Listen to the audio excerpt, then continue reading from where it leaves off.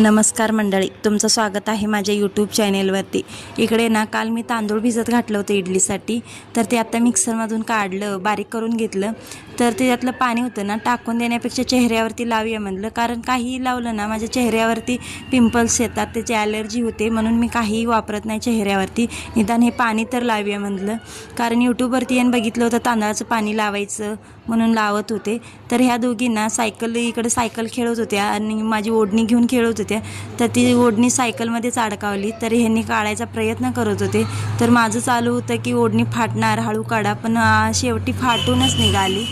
तर लगेच इकडं पाणी पण आलं होतं।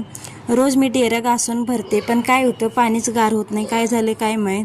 त्याच्यानंतर पिंप पण घासून पाणी भरायचं म्हणलं, कारण 4 दिवसाला एकदा मी भरते, त्यातलं पाणी यूज करत नाही, पण असं एमर्जन्सीसाठी भरून ठेवते।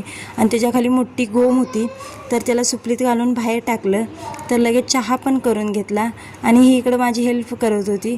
मला म्हटली तू चहा बनव, मी कपडे काढून आणते। मग लगेच इकडे तिचे केस पण विंचरून घेतले, खाली सोडले ना ती किरकिर करायला चालू करते। मग खाली आले चहा पिऊन, तर इकडं सासऱ्यांचं असं गवत काढणं चालू होतं, त्यांचं काही ना काहीतरी चालूच असतं दिवसभर। चला तर भेटूया मग।